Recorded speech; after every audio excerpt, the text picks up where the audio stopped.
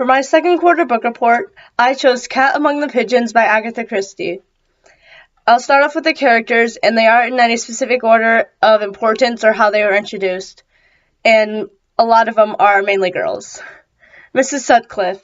She's the mother of Jennifer Sutcliffe, and she's also a mistress at Meadowbank, which is an all-girls school in England. Don't know where in England. And mistress is just another word for teacher. Jennifer Sutcliffe is a student at Meadowbank, and so is Julia Upjohn, one of her best friends. They both play tennis together, I believe. They didn't say what sport, but they mentioned rackets a lot. Miss Chadwick. She's also a mistress at Meadowbank, and she was the first person to witness a murder. Miss Bulstrode is also a mistress at Meadowbank, and much later in the book, in one of the last chapters, she passes away of age, I believe. And she's also the second witness to a murder. Inspector Kelsey, sounds like it's a girl, but it's a guy. He was the inspector, or the police officer, you could say, of the two murders and a kidnapping that happened. And Mr. Hercule Poirot, who is the main detective of the murders, and he is the main detective of almost all of Agatha Christie's books.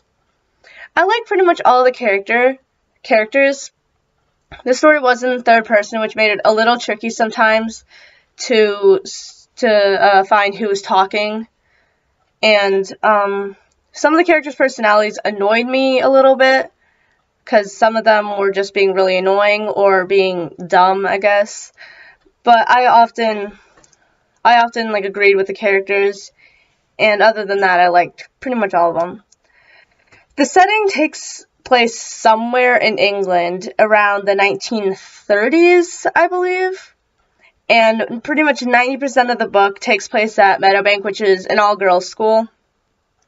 And the time of day that the murders or the main book happened would have been maybe around afternoon, evening, or night, but I think it's mainly evening and night that most of the stuff happened. I like the setting. It was easy to keep track of because it really only took place at one spot, but the school is rather big, but it was more just in the school, so it was a little easier to keep track of. But the other 3% was either at a person's house for just one part of the chapter. The crisis, the murder happened for some reason that I do not know. It might have been out of rage or annoyance, but Miss Springer, who's also a mistress at the school, was the first person to be murdered. The conflict, the murder takes place, and it shook the whole school, and because of that, parents started to pull the girls out of the school, either taking them home with them or enrolling them into a new school completely. The climax is, so I like the climax, and it happened really fast in probably about 2 pages. So there's a meeting between the teachers to discuss the murders and the kidnapping. And Anne Shapland, I think she's also a mistress there, or she's part of the staff. I'm not sure. And she was in that room too. And Mrs. Upjohn was called to see if anyone in this room looked like that they could be the murderer. And she pointed at Anne Shapland, or Miss Shapland, who pulled out a gun, I think a handgun or something. I can't remember what gun it was. And pointed it at her. But Miss Chadwick was quick to her feet and moved Miss Upjohn out of the way. And Miss Chadwick ended up getting shot other than Mrs. Upjohn, and she survived, thankfully. And then Kelsey and Mr. Poirot took her away out of the room. And then we're here where Miss Chadwick and Miss Bulstrode are talking while Miss Bulstrode is on her deathbed. The resolution is where Mr. Robinson, who is like a lesser character, he wasn't really a main character, took the jewel. So there were jewels. So Julia, around the middle of the book, I think, Julia found all these jewels hidden in her tennis racket, and she took them to Hercule Poirot, and she started the detective thing with Poirot.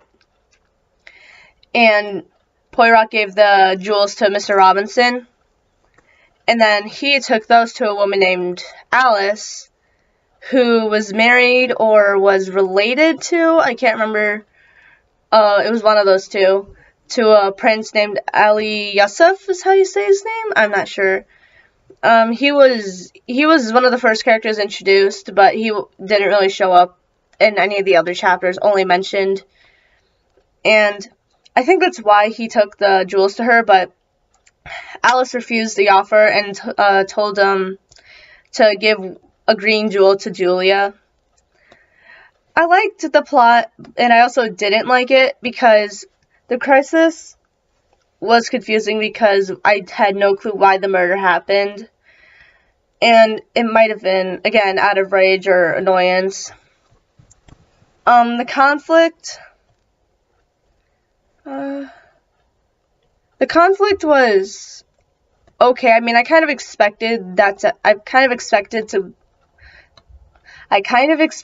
things to happen in the conflict to happen. I mean, a murder is going to shake the school, is going to shake really anything. Obviously, it's going to affect the families, it's going to affect the students, other teachers, like the Miss Springer's friends. And I kind of expected parents to pull their girls out of the school and take them home or enroll them into new schools. And I really liked the climax because I liked how just sudden it was and how fast it happened. Because I just expected someone to see the murder happen right before their eyes and see the face of the person who committed the murder. But instead, it was Mrs. Upjohn who pointed out who looked like they could be the murderer. The resolution was kind of strange, but it was pretty much... they didn't really resolve the murder, I don't think. Well, Miss Chaplin, she was taken away and arrested, and I'm not sure what they did with her. They didn't say that in the book. But it was strange where Mr. Robinson took the jewels to Alice. I just found that really strange. But I liked how Alice said to give a green one to Julia, and I'll talk about that in the symbolism. Now on to the symbolism. So I really only found the jewels as the only symbolism, and there are different colors of jewels. So the first one is a blue jewel, which symbolizes trust, and the staff and the teachers, everyone trusted each other to tell their sides of the stories, because when Kelsey first came, he interviewed most of the staff and a couple of the students who just heard about the murder and if they witnessed it themselves. And then there's a white jewel, which symbolized hope, and they had hope that they would find the murderer eventually, but they just didn't know when. And then the green jewel symbolizes mystery, and like I said earlier, Julia kept a green jewel because this is a mystery book and they had no clue who committed the murder. I think the symbolism was a little strange, but I did like it. I think there might have been more symbolism in the book, but it was probably really hard to find. But this was the most obvious, I guess. And I did like it, even though it was a little strange to have jewels as the symbols. But I did like how there are multiple colors of jewels and not just one type of jewel or just one jewel, like one diamond, but a whole bunch of them. And they said in the book, at one of the first chapters, Bob Rawlinson, Prince Ali Yusuf, he gave £250,000 because this is in England and they use different currency than us. £250,000 was how much those jewels worth, and I'm not sure how much that's worth in US dollars, but I'm assuming it's quite a lot. But I don't know why Ali gave them to Bob Rawlinson, just to watch over them, I guess. And the theme. I think the author was trying to say just to be ready for anything, because Meadowbank was this amazing school. They had amazing education, they had amazing people there, and then a murder just suddenly happens out of the blue, and nobody expected anything like that to happen to such an amazing school. And I did like the book. It's not too long, 260 pages. I would recommend it if you're just really bored and you want to do something but you don't know what to do. Because the first 7 chapters are kind of boring, not really a whole bunch happens there. But then when chapter 8 came, then that's when the murder happened and things got so much more interesting so fast. And if I were to rate the book, I'd give it 8.5, 9 out of 10. Just because the beginning of the book, it was a little boring at first, but then when, again, chapter 8 came, it got very interesting very fast. And that was my second quarter book report on Cat Among the Pigeons by Agatha Christie.